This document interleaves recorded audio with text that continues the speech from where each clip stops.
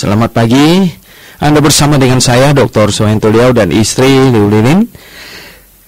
Kita akan bersama-sama mempelajari Alkitab. Pada pagi hari ini kita tiba di 1 Yohanes pasal yang kelima. Hari ini kita akan menyelesaikan surat Rasul Yohanes yang pertama. Nah, sebelum membaca serta membahasnya, mari kita berdoa terlebih dahulu. Bapa di sorga, kami pagi hari ini kembali mau mempelajari firman-Mu. Kami ingin membiasakan diri kami untuk mempelajari firman-Mu tiap-tiap pagi, supaya kami makin mengenal kehendak-Mu di dalam hidup kami dan bisa melaksanakannya, dan makin dekat kepadamu ya Tuhan, makin mengasihi-Mu melalui mempelajari firman-Mu. Oleh sebab itu, pimpinlah kami ya Bapa di sorga. Kami berdoa dalam nama Tuhan Yesus Kristus. Amin. Oke, pendengar yang kami kasih dalam Yesus Kristus, pasal 5 hanya ada 21 ayat saja. Oke, silakan Mirin akan membacakannya. Demikian bunyi firman Tuhan ayat 1. Setiap orang yang percaya bahwa Yesus adalah Kristus lahir dari Allah, dan setiap orang yang mengasihi Dia yang melahirkan, mengasihi juga Dia yang lahir daripadanya. Inilah tandanya bahwa kita mengasihi anak-anak Allah, yaitu apabila kita mengasihi Allah serta melakukan perintah-perintahnya. Sebab inilah kasih kepada Allah, yaitu bahwa kita menuruti perintah-perintahnya. Perintah-perintahnya itu tidak berat, sebab semua yang lahir dari Allah mengalahkan dunia. Dan inilah kemenangan yang mengalahkan dunia, iman kita. Siapakah yang mengalahkan dunia selain daripada dia yang percaya bahwa Yesus adalah anak Allah?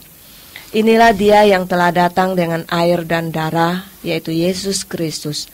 Bukan saja dengan air, tetapi dengan air dan dengan darah. Dan Roh-lah yang memberi kesaksian, karena Roh adalah kebenaran. Sebab ada 3 yang memberi kesaksian di dalam sorga, Bapa, Firman, dan Roh Kudus. Dan ketiganya adalah satu. Dan ada 3 yang memberi kesaksian di bumi, Roh dan air dan darah, dan ketiganya adalah satu. Kita menerima kesaksian manusia, tetapi kesaksian Allah lebih kuat. Sebab demikianlah kesaksian yang diberikan Allah tentang anak-Nya. Barang siapa percaya kepada anak Allah, ia mempunyai kesaksian itu di dalam dirinya. Barang siapa tidak percaya kepada Allah, ia membuat dia menjadi pendusta, karena ia tidak percaya akan kesaksian yang diberikan Allah tentang anak-Nya. Dan inilah kesaksian yang kekal kepada kita, dan hidup itu ada di dalam anak-Nya. Barang siapa memiliki anak, ia memiliki hidup. Barang siapa tidak memiliki anak, ia tidak memiliki hidup. Semuanya itu kutuliskan kepada kamu, supaya kamu yang percaya kepada nama anak Allah tahu bahwa kamu memiliki hidup yang kekal. Dan inilah keberanian percaya kita kepadanya, yaitu bahwa ia mengabulkan doa kita, jikalau kita meminta sesuatu kepadanya menurut kehendak-Nya. Dan jikalau kita tahu bahwa ia mengabulkan apa saja yang kita minta, maka kita juga tahu bahwa kita telah memperoleh segala sesuatu yang telah kita minta kepadanya.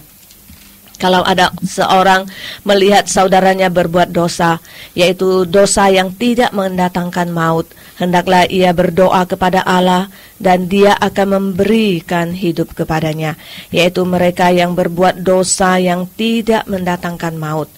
Ada dosa yang mendatangkan maut, tentang itu tidak kukatakan bahwa ia harus berdoa. Semua kejahatan adalah dosa, tetapi ada dosa yang tidak mendatangkan maut. Kita tahu bahwa setiap orang yang lahir dari Allah tidak berbuat dosa, tetapi Dia yang lahir dari Allah melindunginya, dan si jahat tidak dapat menjamahnya. Kita tahu bahwa kita berasal dari Allah, dan seluruh dunia berada di bawah kuasa si jahat.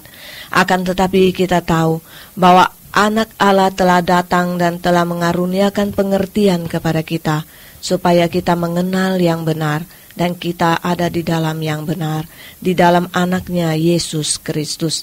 Dia adalah Allah yang benar dan hidup yang kekal. Anak-anakku, waspadalah terhadap segala berhala. Oke, pendengar yang kami kasih dalam Yesus Kristus, hari ini kita menyelesaikan pembahasan surat Rasul Yohanes yang pertama. Diperkirakan ditulis di Efesus, karena di akhir abad pertama Rasul Yohanes menurut catatan dari bapak-bapak gereja awal itu melayani atau memimpin di Efesus. Jadi mereka di Efesus itu adalah pusat kekristenan di akhir abad pertama, bergeser dari Yerusalem ke Antioquia dan kemudian ke Efesus. Di pasal pertama sudah berbicara tentang terang itu, orang yang di dalam terang, dan tentang kalau kita berdosa, kita mengaku Allah itu setia dan adil. Karena di pasal 2 dikatakan dia adalah pendamaian untuk segala dosa kita, Yesus Kristus itu. Dan bukan hanya untuk dosa kita saja, tetapi dosa semua manusia. Dan di pasal 2 juga berbicara tentang antikristus yang datangnya dari dalam kekristenan. Di pasal 3 ya banyak berbicara tentang kasih kepada saudara. Dan di pasal yang keempat, di pasal yang keempat Rasul Yohanes kemarin kita bahas berbicara tentang menguji roh yang mengajarkan berbagai pengajaran, yaitu gnostik yang mengajarkan Tuhan Yesus tidak datang dalam daging, dan cara mengujinya adalah dengan firman Tuhan. Dan Rasul Yohanes sudah katakan cara mengujinya adalah kalau roh itu tidak mengaku Yesus datang dalam daging, maka dia tidak berasal dari Allah. Nah, jadi jangan sampai ada yang berpikir bahwa hari ini cara kita menguji roh pakai perasaan kita, itu tidak benar ya. Oke, pendengar yang saya kasih dalam Yesus Kristus, di pasal yang kelima. Hari ini kita ada di pasal yang kelima. Dikatakan di ayat 1 ya, setiap orang yang percaya bahwa Yesus adalah Kristus, lahir dari Allah. Jadi inilah proses dilahirkan kembali ya, proses dilahirkan kembali di pasal 3 dari Injil Yohanes. Pasal 3 dari Injil Yohanes, Tuhan Yesus berkata kepada Nikodemus, "Aku berkata kepadamu, sesungguhnya jika seorang tidak dilahirkan kembali, ia tidak dapat melihat kerajaan Allah." Jadi harus dilahirkan kembali. Nah, dilahirkan kembali dengan cara bagaimana ya? Dilahirkan kembali ya. Nah, di sini ya Calvinis menghadapi persoalan ya, karena mereka percaya tanpa sebab apa-apa seseorang, katakanlah tukang taksi gitu, dilahirkan kembali ya. Belakangan baru kemudian dia percaya dan baru kemudian ada iman gitu, diberi iman gitu. Nah, kita tidak percaya demikian ya, karena kita tahu bahwa proses dilahirkan kembali ya, itu orang itu harus mendengar firman Tuhan dulu. Nah, itu yang dikatakan dalam Roma pasal 10. Roma pasal 10 ya. Roma pasal 10 katanya iman timbul dari pendengaran ya. Nah, orang percaya ya. Nah, di pasal 10 dari Roma mulai dari ayat 13, sebab barang siapa yang berseru kepada nama Tuhan akan diselamatkan katanya. Tetapi bagaimana mereka dapat berseru kepadanya jika mereka tidak percaya kepada dia? Jadi harus percaya baru bisa berseru ya. Dan kemudian Rasul Paulus berkata, bagaimana mereka dapat percaya kepada dia jika mereka tidak mendengar tentang dia? Berarti mesti mendengar dulu baru bisa percaya ya. Nah, ini hukumnya di sini ya. Lalu bagaimana mereka mendengar tentang dia jika tidak ada yang memberitakannya katanya. Jadi prosesnya ada orang yang diutus pergi memberitakan Injil, orang mendengar, kemudian orang itu percaya. Nah, barulah dia akan berseru kepada nama Tuhan. Nah, jadi bagaimanakah proses seseorang dilahirkan kembali? Di dalam Roma tadi pasal 10 dikatakan harus mendengar supaya bisa percaya gitu ya, supaya bisa percaya. Nah, pada saat seseorang itu percaya di hatinya, ini Efesus pasal 1 ayat 13, Efesus pasal 1 ayat 13 berkata demikian, di dalam Dia kamu juga, karena kamu telah mendengar firman kebenaran, yaitu Injil keselamatanmu, di dalam Dia kamu juga, ketika kamu percaya, dimeteraikan dengan Roh Kudus yang dijanjikannya itu. Jadi ketika kamu percaya, dimeteraikan dengan Roh Kudus. Pendengar yang kami kasih dalam Yesus Kristus, jadi ada orang yang kalau kita sambungkan, kalau kita sambungkan Roma dengan Efesus adalah ada orang diutus memberitakan Injil, orang mendengar, kemudian menjadi percaya.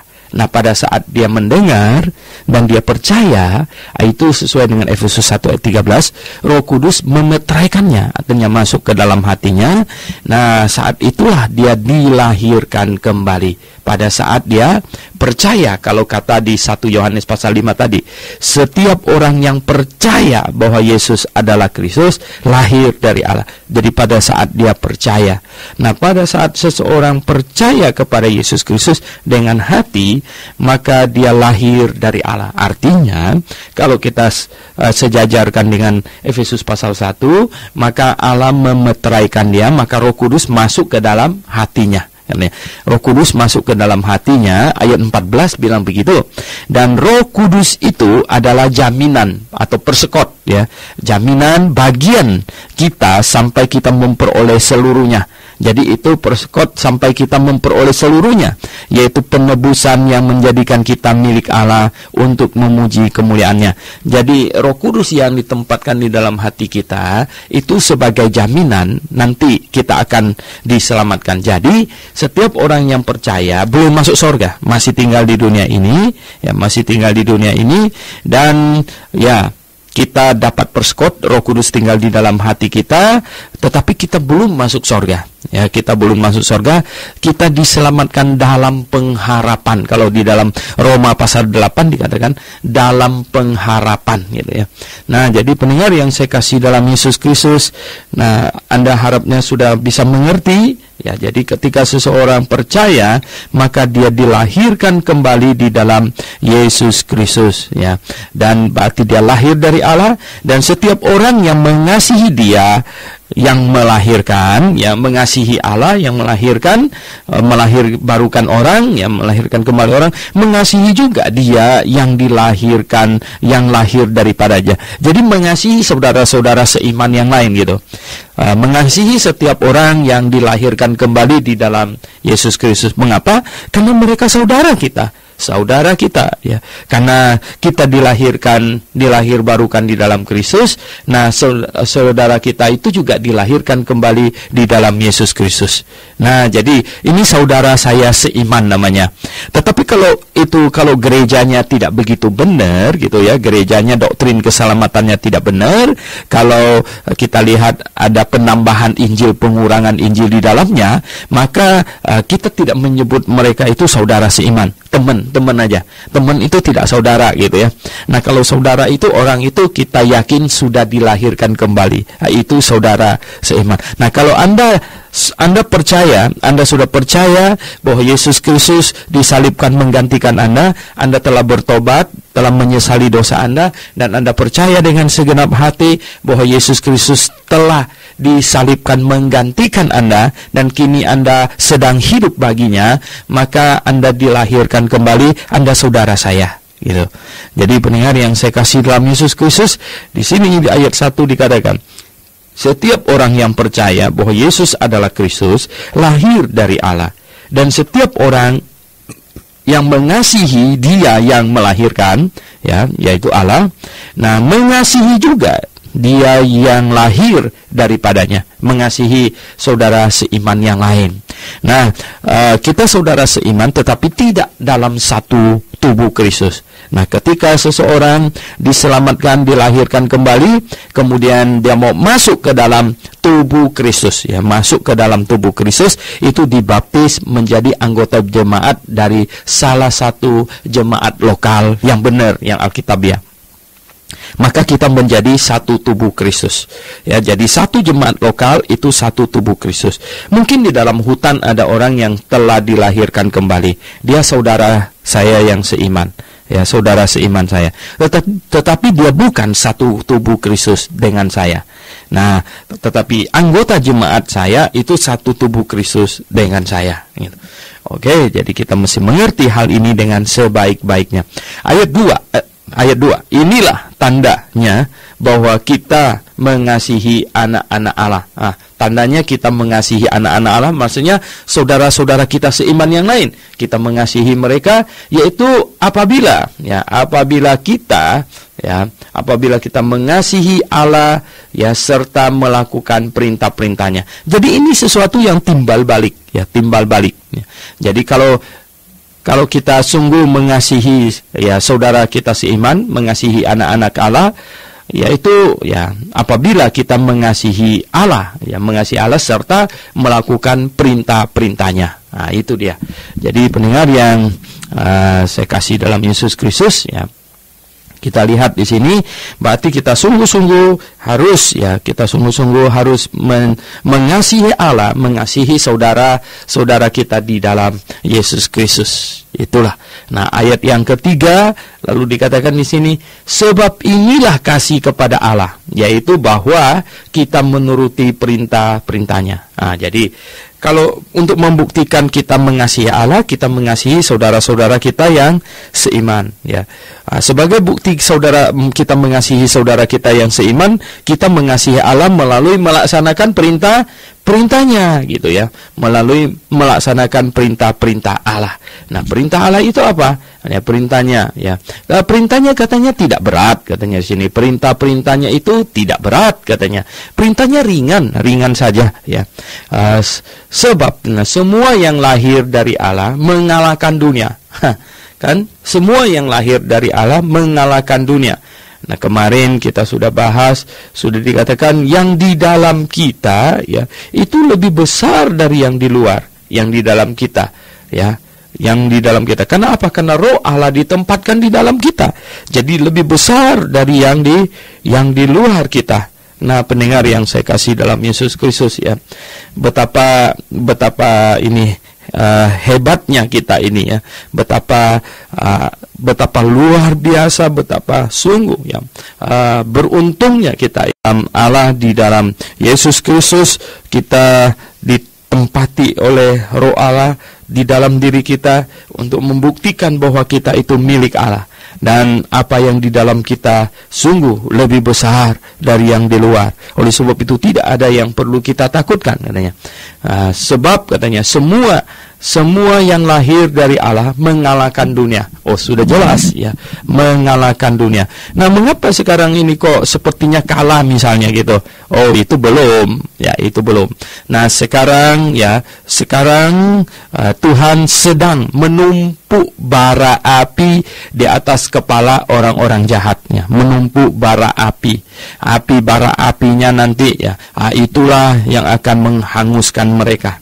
Jadi perbuatan-perbuatan orang jahat semuanya dalam proses dicatat, nanti akan menjadi penentu, ya, hukuman yang seberapa berat yang akan mereka terima. Sebab semua orang yang lahir dari Allah mengalahkan dunia. Dan inilah kemenangan yang mengalahkan dunia. Ya, inilah kemenangan yang mengalahkan dunia. Iman kita, ya.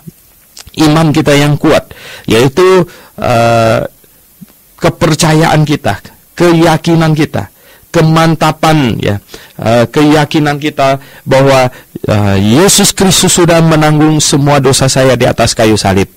Dan kini, ya, saya sedang menjalani kehidupan baginya.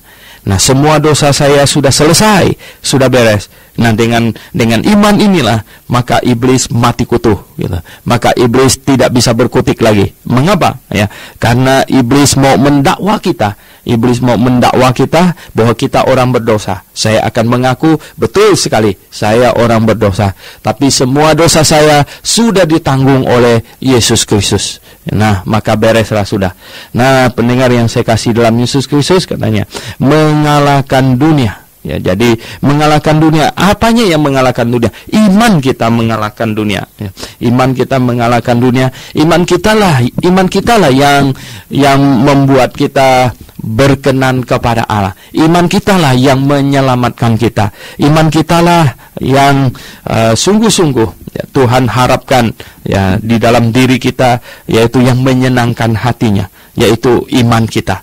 Nah, pendengar yang saya kasih dalam Yesus Kristus, kita diselamatkan oleh iman di dalam Efesus pasal 2 ayat 8 dan 9, bukan hasil usaha. Jadi iman ini bukan hasil usaha. Iman ini adalah sikap hati, ya, sikap hati kita. Sikap hati kita yang percaya. Itu iman, ya. Nah, hati-hati jangan sampai sikap hati kita berubah gitu, jangan sampai. Masih bisa berubah? Oh, masih bisa, ya, masih bisa. Nah, karena Allah tidak menjajah kita. Allah tidak menjajah kita. Allah memberitakan kita kabar baik dan kita harus percaya itu supaya kita bisa masuk surga. Nah, boleh bisa menolak? Oh, bisa saja, banyak orang menolak itu ya. Nah, John Calvin bilang tidak bisa ditolak. Disebutnya irresistible grace katanya. Ya, jadi anugerah yang tidak bisa ditolak. Oh, kita melihat banyak orang menolak dan Tuhan Yesus menangisi Yerusalem dan dia berkata, Yerusalem, Yerusalem, berapa kali aku seperti induk ayam ingin mengumpulkan kamu di bawah sayapku, tetapi kamu menolaknya. Ternyata menolak, ya, bisa menolak. Nah, pendengar yang saya kasih dalam Yesus Kristus, kita lihat di sini setelah sebab semua yang lahir dari Allah mengalahkan dunia, dan inilah kemenangan yang mengalahkan dunia, iman kita. Nah, siapa yang mengalahkan dunia selain daripada dia yang percaya bahwa Yesus adalah anak Allah? Siapa yang mengalahkan dunia? Selain dia yang percaya bahwa Yesus adalah anak Allah. Nah, dengan iman kita itulah kita mengalahkan dunia. Iman yang bagaimana? Percaya bahwa Yesus adalah anak Allah. Anak Allah itu sama dengan Allah sendiri, ya. Karena Yesus itu disebut anak Allah, itu tunggal, ya. Nah, kita itu disebut anak-anak Allah. Kita menjadi anak-anak Allah itu adalah karena roh anaknya tinggal di dalam kita. Itu yang menjadikan kita anak-anak Allah. Jadi kalau Yesus Kristus itu anak Allah tunggal, ya, tapi kita ini anak-anak Allah gitu. Jadi pendengar yang saya kasih dalam Yesus Kristus, sungguh ini kebenaran firman Tuhan yang sangat agung, ya, sangat agung, mulia, luar biasa. Nah, kita siapalah kita? Kita ini orang yang berdosa, orang yang tak berguna, tetapi Dia mengangkat kita. Dia mengangkat kita setelah kita percaya, Roh Kudus masuk ke dalam hati kita. Ya, pada saat kita percaya itu, Roh Kudus masuk ke dalam hati kita dan kita diberi posisi anak Allah, dan Yesus Kristus mengambil alih posisi kita menjadi orang berdosa dan disalibkan di atas kayu salib. Ya, jadi itulah sebabnya mengapa di dalam perjanjian lama Tuhan Yesus digambarkan dengan ular yang dibikin oleh Musa, yang dari tembaga itu yang dinaikkan di atas tiang. Jadi banyak orang bertanya, mengapa Yesus kok digambarkan pakai ular? Bukankah ular itu gambar iblis? Nah, jawabannya adalah ketika Tuhan Yesus sedang tersalib di atas kayu salib, ya, maka pada saat itu sesungguhnya posisinya adalah manusia yang paling berdosa, karena dia sedang mengambil alih posisi manusia yang berdosa, menerima penghukuman, dan dia berikan kepada setiap orang yang percaya kepadanya posisi anak-anak Allah, ya, dan posisi orang kudus. Kita menjadi orang kudus. Nah, ini harus difahami dengan sebaik-baiknya. Kalau tidak, nanti akan kacau ya, akan kacau. Karena apa? Ini hal yang menyangkut hal yang sangat-sangat fundamental, yaitu bagaimana kita diselamatkan. Kita diselamatkan karena kita percaya, kita bertobat kan kita percaya, atau kita dipilih secara random gitu, dipilih secara acak ya, dipilih oleh Allah tanpa kondisi ya, unconditional election ya. Apakah itu? Nah, tidak ya. Kita mendengarkan Injil, dan seperti di Roma pasal 10 kita mendengar Injil, kemudian kita percaya, dan pada saat kita percaya itulah kita dibenarkan ya. Roh Allah masuk ke dalam hati kita, kita dibenarkan, kita menjadi milik Allah, dan kita dilahirkan kembali. Roh Allah masuk ke dalam hati kita. Pada saat Roh Allah masuk ke dalam hati kita, itulah kita dilahirkan kembali di dalam Yesus Kristus. Dan barang siapa yang lahir dari Allah, maka dia menjadi ya anak-anak Allah. Kita disebut anak-anak Allah. Nah, jadi ini adalah satu hak istimewa, satu privilege ya, yang luar biasa yang Tuhan berikan kepada kita. Jadi betapa agung, betapa mulianya, betapa kita harus menaikkan syukur kepadanya. Oleh sebab itu, pendengar yang saya kasih dalam Yesus Kristus, di dunia ini ya, tidak ada yang lebih kita syukurkan daripada diselamatkan, mendapatkan kepastian masuk surga. Dan sekarang kita ada di ayat 6. Inilah dia yang telah datang dengan air dan darah. Jadi datang maksudnya mengenakan tubuh manusia yang ada air dan ada darah ya. Yaitu Yesus Kristus ya. Bukan saja dengan air ya, tetapi dengan air dan dengan darah ya,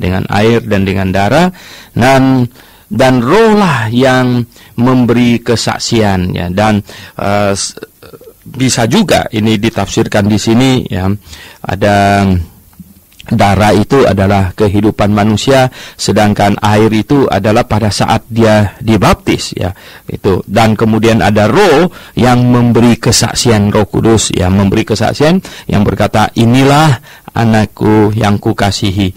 Nah, pada saat dibaptis di situ. Nah, ini pasal 5 ayat 7 dan 8 ya, pasal 5 1 Yohanes pasal 5 ayat 7 dan 8. Ini adalah statement tentang Tritunggal yang paling jelas di sini.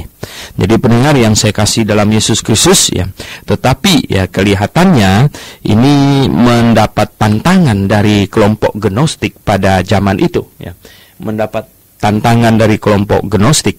Jadi pendengar yang saya kasih dalam Yesus Kristus, mungkin ya ada sebagian Anda yang terlalu awam, sulit untuk memahami kalau saya bercerita tentang teks Alkitab bahasa asli. Nah, tapi Anda coba memahaminya begini ya. Pada waktu zaman rasul-rasul, mereka menulis ya. Mereka menulis seperti Rasul Yohanes ini menulis surat Yohanes ya toh. Nah, sekian lembar. Nah, kemudian beredar di kalangan orang Kristen. Ya, surat Roma juga beredar, dan itu belum dijilid menjadi satu seperti yang kita punya hari ini. Jadi semuanya itu lepas-lepas gitu. Tetapi tulisan rasul dan tulisan yang di backup oleh rasul, terus tulisan yang di-proofread oleh rasul, sudah dibaca oleh rasul dan rasul tidak menentangnya. Nah, itu oleh jemaat mula-mula, oleh jemaat awal, itu mereka lihat sebagai firman Tuhan. Nah, mengapa sesuatu yang distempel oleh rasul ini diterima sebagai firman Allah? Karena Allah membuktikan bahwa Allah memakai mereka, berbicara melalui mereka gitu. Jadi dengan cara apa? Dengan memberikan mereka kuasa melakukan mujizat. Nah, Rasul Yohanes ini adalah rasul yang terakhir. Sesudah Rasul Yohanes tidak adalah rasul lagi, tidak ada nabi lagi diturunkan. Jadi Allah tidak memberikan atau menurunkan wahyu lagi gitu. Jadi pendengar yang saya kasih dalam Yesus Kristus, nah kita tahu mengapa tulisan kemudian disimpan dan ya dilihat atau ya diterima sebagai firman Tuhan ya, sebagai firman Tuhan.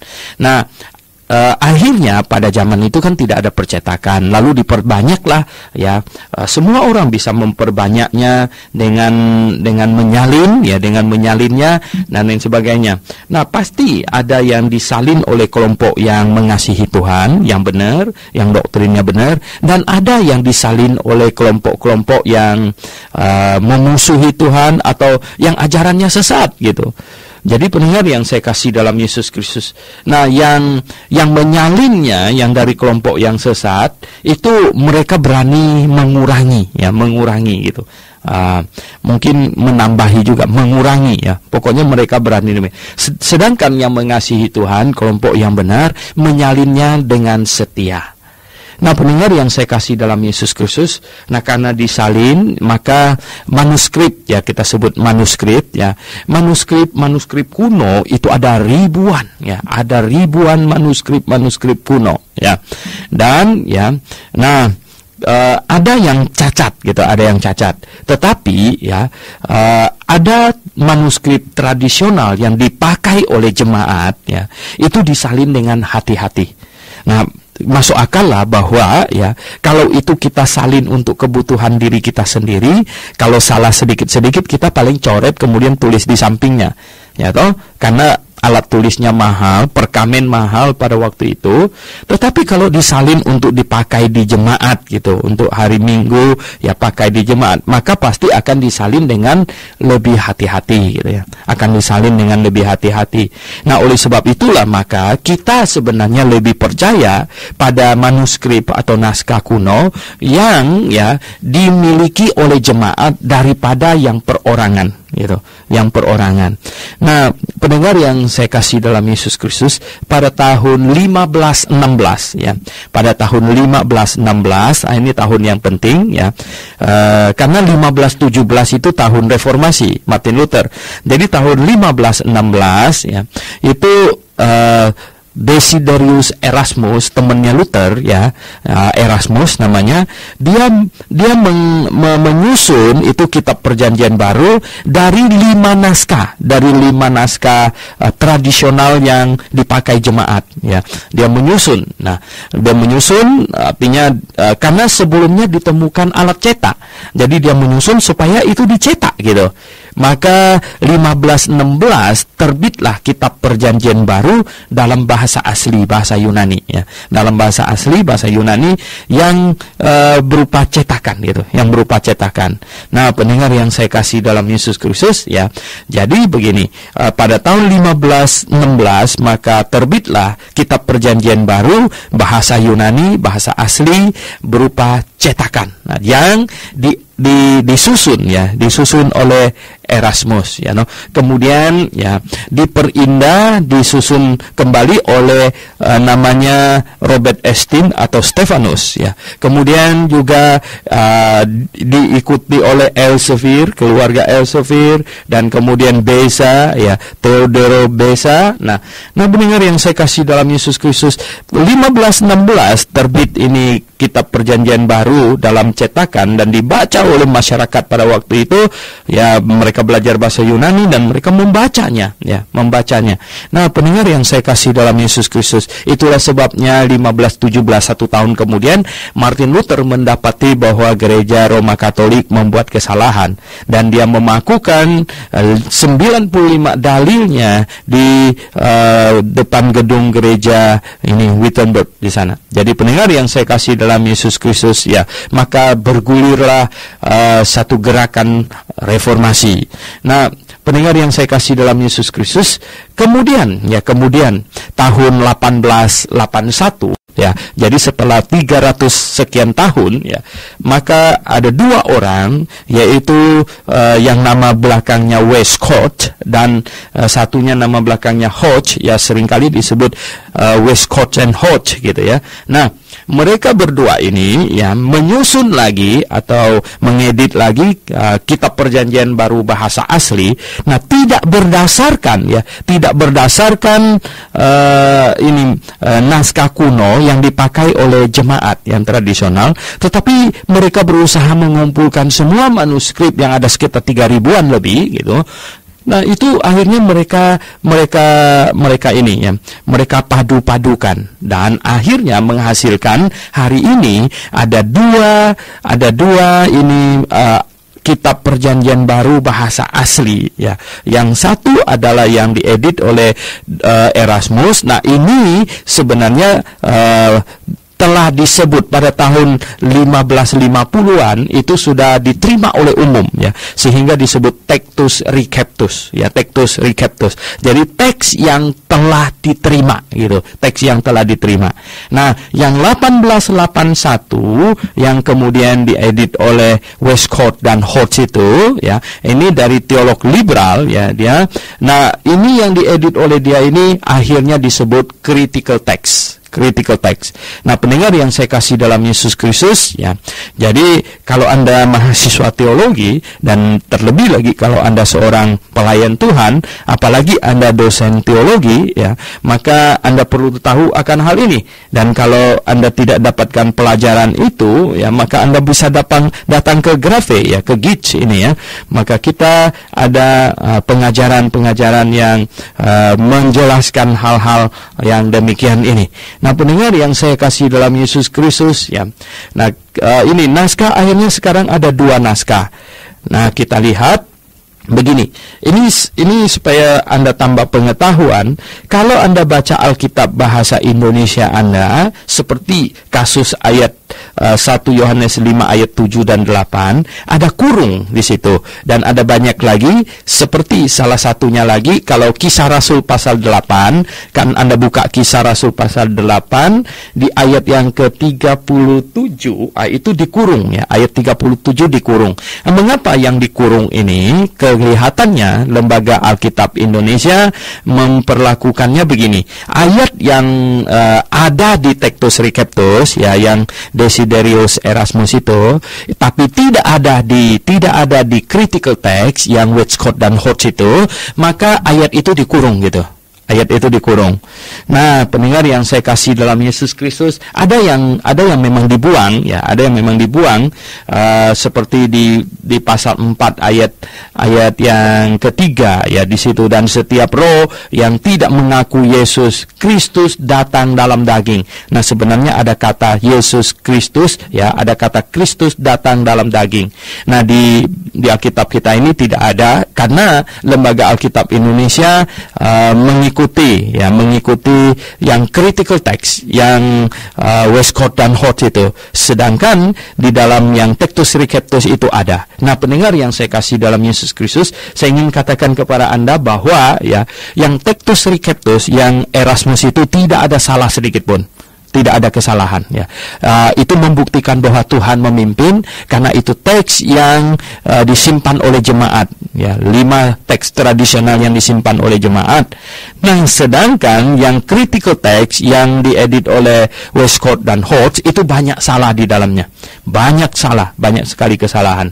Nah, pendengar yang saya kasih dalam Yesus Kristus ya, akhirnya kita lihat yang ini ya, 1 Yohanes 5 ayat 7 dan 8 di dalam dunia teologi ini disebut Johannine Koma ya. Johannine Koma ini ya. Nah, di Textus Receptus ini ada kata-kata yang dalam kurung ini yang sungguh menyatakan ketritunggalan Allah sangat-sangat teknis di sini dan benar ya. Tetapi tidak ada di dalam kalau manuskrip, 2 manuskrip utama yang dipakai oleh Westcott dan Hodge itu adalah yang kodenya Alef dan B ya. Kodenya Alef dan B. Nah, pendengar yang saya kasih dalam Yesus Kristus, mungkin saya tidak bisa menjelaskan hal yang terlalu teknis dan terlalu akademis di sini, karena kita tahu bahwa siaran radio ini didengar oleh orang Kristen semua level. Nah, jikalau sekali lagi kalau Anda seorang teolog dan Anda seorang pelayan Tuhan, pengkhotbah, kalau Anda mau tahu hal ini lebih detail, lebih dalam, Anda silakan datang ke Grafe. Nah, di sini kita lihat ya di ayat 7 ya. Sebab katanya 3 yang memberi kesaksian di dalam sorga. Nah, mulai kata di itu sudah dalam kurung ya, di dalam sorga, yaitu Bapa, Firman, dan Roh Kudus. Ini jelas Tritunggal Allah. Ada Bapa, Firman itu siapa? Tuhan Yesus, dan Roh Kudus ya. Dan ketiganya adalah satu. Lihat ya. Ini jelas Tritunggal, ya, Tritunggal. Ya. Dan ada 3 yang memberi kesaksian di bumi. Ya. Ada 3 yang memberi kesaksian di bumi, yaitu roh, ya, air dan darah. Ya. Roh, air dan darah, dan ketiganya adalah satu. Nah, ini hanya pembandingan saja bahwa ada 3, ya, ada 3 di sorga dan ada 3 yang memberi kesaksian di bumi. Nah, yang penting sekali di sini itu adalah 3 yang bersaksi di sorga. Itu adalah Tritunggal Allah. Ya, ini adalah ayat mengenai Tritunggal Allah. Tritunggal Allah di sorga yang memberi kesaksian, ya. Dan 3-nya adalah satu, ya, 3-nya adalah satu. Nah, oke, pendengar yang saya kasih dalam Yesus Kristus, kita tidak bisa terlalu lama di sini, nanti kita tidak selesai ayat pasal 5 ini, ya. Kemudian di ayat 10 dikatakan, ya, di ayat 9, ya, kita menerima kesaksian manusia, tetapi kesaksian Allah lebih kuat, ya. Jadi Allah memberi kesaksian pada waktu Tuhan Yesus dibaptis, ya. Tuhan Yesus dibaptis, itu Allah memberi kesaksiannya, memberi kesaksian, ada suara dari sorga, ya. Jadi kesaksian Allah lebih penting, katanya, lebih kuat, ya. Ya tentu, ya, kesaksian manusia, ya, manusia kan kredibilitasnya tidak setinggi kredibilitas Allah, ya. Allah memberi kesaksian itu lebih kuat, ya. Sebab demikianlah kesaksian yang diberikan Allah tentang anaknya, ya. Jadi kesaksian Allah tentang Yesus Kristus. Nah, Yohanes termasuk yang turut menyaksikan itu. Barang siapa percaya kepada anak Allah, percaya kepada anak Allah, dalam hal di sini adalah Yesus Kristus, ya. Ia mempunyai kesaksian itu di dalam dirinya. Nah, kalau kita yang percaya kepada Yesus Kristus, Roh Kudus masuk ke dalam hati kita, kita mempunyai kesaksian itu di dalam diri kita.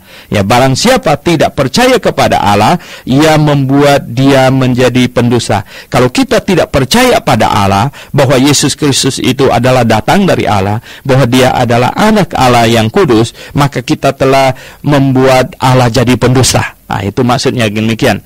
Ya, jadi karena ia tidak percaya akan kesaksian yang diberikan Allah tentang anaknya. Nah, kalau kita tidak percaya kepada Yesus Kristus, bahwa dia adalah juru selamat, bahwa dia datang untuk menanggung dosa manusia di atas kayu salib, maka kita menjadikan Allah itu pendusta. Ya, kita telah menjadikan pendusta karena kita tidak percaya kesaksian yang diberikannya tentang anaknya. Dan inilah kesaksian itu. Ini kesaksian Allah. Allah telah mengaruniakan hidup yang kekal kepada kita. Jadi mengaruniakan hidup yang kekal kepada kita, dan hidup itu ada di dalam anaknya. Ya, hidup itu ada di dalam anaknya, di dalam Yesus Kristus. Jadi kalau kita menerima anaknya, kita menerima hidup yang kekal, gitu. Itu yang mau dikatakan. Barang siapa memiliki anak, yang memiliki hidup, ya kan? Hidup kekal ada di dalam anaknya. Jadi barang siapa memiliki anak, ia memiliki hidup. Nah, barang siapa tidak memiliki anak, ia tidak memiliki hidup. Ya. Jadi barang siapa tidak memiliki anak, dia tidak memiliki hidup. Karena hidup kekal itu ada di dalam anaknya, di dalam Yesus Kristus. Maka itu kita harus memiliki Yesus Kristus supaya kita memiliki hidup itu. Dan apakah Anda sudah memiliki Yesus Kristus? Kalau sudah, berbahagialah Anda memiliki hidup itu. Dan kemudian kita lihat di ayat yang ke-13. Ayat 13, semuanya itu kutuliskan kepada kamu, katanya, supaya kamu yang percaya kepada nama anak Allah, yang percaya kepada Yesus Kristus, tahu, katanya, bahwa kamu memiliki hidup yang kekal. Nah, kita perlu tahu bahwa kita memiliki hidup yang kekal, telah memiliki kepastian masuk surga. Pendengar yang saya kasih dalam Yesus Kristus, saya sering bertanya kepada orang, Pak, kalau kita tiba-tiba meninggal saat ini, apakah Bapak yakin Bapak masuk surga? Wah, mana bisa yakin? Masuk surga mah itu urusan Tuhan. Yang macam begini dia tidak mengerti kebenaran. Dia pasti akan masuk ke neraka. Tapi kalau kita tanya lagi, Pak, ya, kalau kita mati sekarang, apa Bapak yakin masuk surga? Yakin dong saya masuk surga. Kita tanya, apa alasannya, Pak? Oh, kan saya dari lahir sudah jadi orang Kristen. Apa itu? Wah, itu salah, ya, itu salah. Jawaban yang salah, ya. Dia tidak akan masuk surga dengan jawaban itu. Ada yang menjawab juga, oh, saya kan rajin sudah rajin ke gereja. Itu bukan jawabannya. Itu bukan jawaban yang benar. Ada yang menjawab lagi bahwa, saya jadi majelis tahu di gereja. Itu bukan jawabannya. Apalagi jadi pengkhotbah segala macam, bukan jawabannya. Ya, ada yang, saya kasih persembahan paling banyak di gereja. Lebih-lebih yang macam begini lagi. Ini namanya mau nyogok Tuhan gitu. Nah, pendengar yang saya kasih dalam Yesus Kristus, yang bagaimanakah yang dapatkan kepastian masuk surga? Adalah yang bisa menjawab begini, saya sudah bertobat, sudah menyesali dosa saya, dan saya sudah percaya bahwa Yesus Kristus dihukumkan di atas kayu salib menggantikan saya. Ya, dia dihukumkan menggantikan saya, dan dia memberikan kepada saya hidupnya. Saya hidupi sekarang ini, saya hidup baginya. Nah, orang yang bisa menjawab demikian inilah orang yang katanya ini memiliki anak Allah, tahu bahwa kamu memiliki hidup yang kekal, ya, memiliki hidup yang kekal. Dan inilah ya keberanian percaya, inilah keberanian kita kepadanya. Maksudnya inilah yang membuat kita yakin ya bisa datang kepadanya, bahwa yaitu bahwa ia mengabulkan doa kita. Ya, ia mengabulkan doa kita. Ya, jikalau kita meminta sesuatu kepadanya menurut kehendaknya. Ada kata menurut kehendaknya, bukan meminta menurut kehendak kita. Malu sebenarnya kalau kita meminta menurut kehendak kita, karena Anda banyak berdoa minta ini minta itu, justru doa Anda membuktikan keegoisan Anda, dan doa Anda menyatakan ketamakan Anda. Pendengar yang saya kasih dalam Yesus Kristus, saya bahkan sampai enggak berani minta apa-apa kepada Tuhan. Saya takut saya meminta dan Tuhan melihat saya terlalu tamak gitu. Ya, saya takut saya minta nanti Tuhan bilang saya terlalu egois gitu ya. Oleh sebab itu, pendengar yang saya kasih dalam Yesus Kristus, saya berdoa Tuhan ya Tuhan tahu saya perlu apa. Tuhan berikanlah apa yang saya perlukan, ya, yang saya perlukan saja, bukan yang saya mau tetapi yang saya perlu. Kalau yang kita maunya banyak, tapi apakah kita perlu itu? Nah, persoalannya apakah kita perlu? Ya, saya mau punya helikopter, apakah bisa? Apa perlu? Ya, nah helikopternya mau turun di mana nanti? Kan jadi persoalan lagi gitu. Jadi pendengar yang saya kasih dalam Yesus Kristus, bukan apa yang kamu mau, tapi apa yang kamu perlu. Itu yang lebih penting. Ya. Nah, di sini menurut kehendaknya. Kalau kita minta menurut kehendaknya, pasti diberikannya. Nah, dan jikalau kita tahu bahwa ia mengabulkan apa saja yang kita minta, yang menurut kehendaknya tadi, maka kita juga tahu bahwa kita telah memperoleh segala sesuatu yang telah kita minta kepadanya, yang menurut kehendaknya tadi itu. Nah, pendengar yang saya kasih dalam Yesus Kristus, ya. Jadi, kalau Anda berdoa, berdoalah, ya, berdoalah, minta kepada Tuhan, ya, dengan penuh sukacita. Tuhan tidak mau orang yang bersungut, karena kalau kita di dalam Tuhan, kita anak Tuhan, kita bersungut seolah-olah kita protes, ya, kita ini demo gitu, demo kecil-kecilan. Bersungut itu demo kecil-kecilan, ya, sama Tuhan. Kita tidak puas dengan hidup yang Tuhan berikan kepada kita, padahal di dalam segala keadaan kita bisa memuliakan Dia, ya, dalam segala keadaan kita bisa memuliakan Dia, kita bisa membuat namanya harum, ya. Oleh sebab itu, ya, marilah kita, ya, berdoa dan mencari tahu kehendaknya. Bagaimanakah caranya kita tahu kehendaknya? Kita tahu kehendaknya ya melalui kita makin dekat kepadanya. Ada banyak kehendaknya yang sudah tertulis di dalam Alkitab yang jelas-jelas gitu ya. Nah, kalau kehendaknya yang jelas-jelas tertulis dalam Alkitab kita tidak melakukannya, ya, kita tidak melakukannya, bagaimana kamu sekarang mau minta kehendaknya yang lain gitu, yang tidak tertulis dalam Alkitab? Yang tertulis yang jelas saja kamu tidak mau lakukan, katanya. Ayat yang ke-16, kalau ada seorang melihat saudaranya berbuat dosa. Nah, ini melihat saudaranya berbuat dosa, yaitu dosa yang tidak mendatangkan maut. Nah, hendaklah ia berdoa kepada Allah dan Dia akan memberikan hidup kepadanya, yaitu mereka yang berbuat dosa yang tidak mendatangkan maut. Nah, dosa apa yang tidak mendatangkan maut? Dosa perbuatan, ya, dosa seperti mencuri dan lain sebagainya. Itu dosa yang tidak mendatangkan maut, ya, mendatangkan malu, ya, tidak mendatangkan maut tapi mendatangkan malu, ya. Mengapa? Karena semua dosa kita sudah ditanggung oleh Tuhan Yesus di atas kayu salib, ya. Jadi dosa itu tidak mendatangkan maut, hanya mendatangkan malu gitu, ya. Tidak membuat kita ke neraka selama kita masih tetap di dalam Yesus Kristus. Ya, kita tetap di dalam Yesus Kristus, kita tidak bergeser dari iman kita. Kita jatuh ke dalam dosa, itu mendatangkan malu, ya, tidak mendatangkan maut gitu. Nah, kemudian dilanjutkan, ada dosa yang mendatangkan maut. Tentang itu tidak kukatakan bahwa ia harus berdoa. Kalau melakukan dosa yang mendatangkan maut, sudah nggak usah doa lagi gitu. Wah, ini dosa apa yang mendatangkan maut gitu?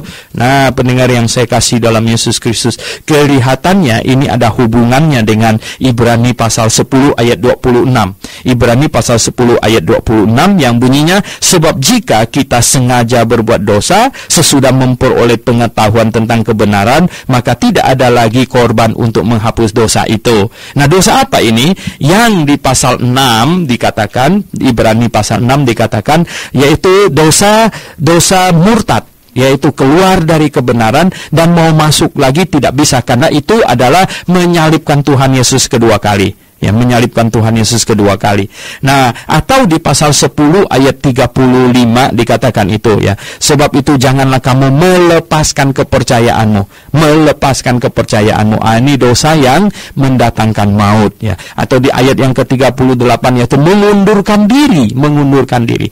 Jadi dosa yang mendatangkan maut itu adalah dosa yang bersifat doktrinal, ya, doktrinal. Jadi pendengar yang saya kasih dalam Yesus Kristus, harap Anda berhikmat untuk membedakan ini, ya. Dosa perbuatan itu adalah seperti itu, ya, bohong, mencuri dan sebagainya, itu dosa perbuatan gitu, ya. Dosa perbuatan. Kita tahu semua dosa kita sudah ditanggung oleh Tuhan Yesus Kristus, dan kita harus tetap di dalam iman, ya, di dalam percaya kepadanya. Kalau kita bergeser, kita keluar, kita menyangkali Dia. Jika kita menyangkal Dia, Dia akan menyangkal kita. Namanya, ya.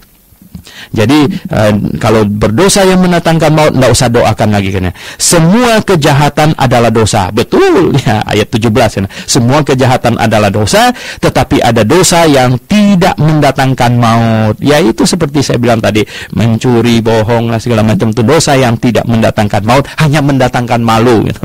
Nah, kita tahu bahwa setiap orang yang lahir dari Allah tidak berbuat dosa, ya. Yang lahir dari Allah tidak berbuat dosa dari keinginan hatinya gitu. Dia hanya jatuh, tidak berbuat dosa, dia hanya jatuh ke dalam dosa. Tetapi dia yang lahir dari Allah, ya, tetapi Dia, Yesus Kristus yang lahir dari Allah, melindunginya, ya. Jadi tetapi Dia yang, ya, melindungi, ya, dan si jahat tidak dapat menjamahnya. Ya, orang-orang yang sudah diselamatkan, si jahat tidak bisa menjamah kita. Tidak bisa. Tidak ada yang dapat merebut kita dari tangan Allah, kecuali kita sendiri yang memang mau pergi gitu. Jadi banyak orang mengutip ayat ini, terutama mereka yang one save always save, berkata bahwa tidak ada yang dapat merebut kita dari tangan Allah. Benar, amin, amin, amin. Betul, ya, betul, ya. Tidak ada yang dapat merebut. Tetapi yang dimaksudkan di dalam Ibrani pasal 10, orang itu sendiri yang mau pergi, yang melepaskan kepercayaannya, ya, dia sendiri yang mau pergi. Nah, kalau keputusannya sendiri, Allah menghargai manusia yang diciptakannya dengan diberi kehendak bebas, ya. Inilah, ya. Nah, kita tahu bahwa kita berasal dari Allah dan seluruh dunia berada di bawah kuasa si jahat. Nah, kita berasal dari Allah setelah dilahirkan kembali, sementara seluruh dunia ada di bawah kuasa si jahat. Jadi hanya kitalah orang yang tidak di bawah kuasa si jahat itu, yaitu orang yang lahir dari Allah, yang sudah percaya, bertobat dan percaya kepada Yesus Kristus. Akan tetapi kita tahu, ya, bahwa anak Allah telah datang, ya, anak Allah Yesus Kristus telah datang dan telah mengaruniakan pengertian kepada kita. Diberikan kita ini pengertian, ya, supaya kita mengenal yang benar, ya, mengenal yang benar melalui mengenal Dia, kita mengenal yang benar, dan kita ada di dalam yang benar, yaitu di dalam Yesus Kristus. Kita ada di dalam yang benar, di dalam anaknya Yesus Kristus. Nah, kan, di dalam anaknya Yesus Kristus, Dia adalah Allah yang benar dan hidup yang kekal. Oh, pendengar yang saya kasih dalam Yesus, siapa Allah yang benar dan hidup yang kekal? Yesus Kristus adalah Allah yang benar dan yang hidup yang kekal. Nah, tolong, ya, saya kasih tahu hal ini kepada ini teman kita yang saksi Yehova, malah dia buka Alkitabnya beda lagi dengan ini. Nah, rupanya mereka menerjemahkan Alkitab sendiri dan memelintir ayat ini.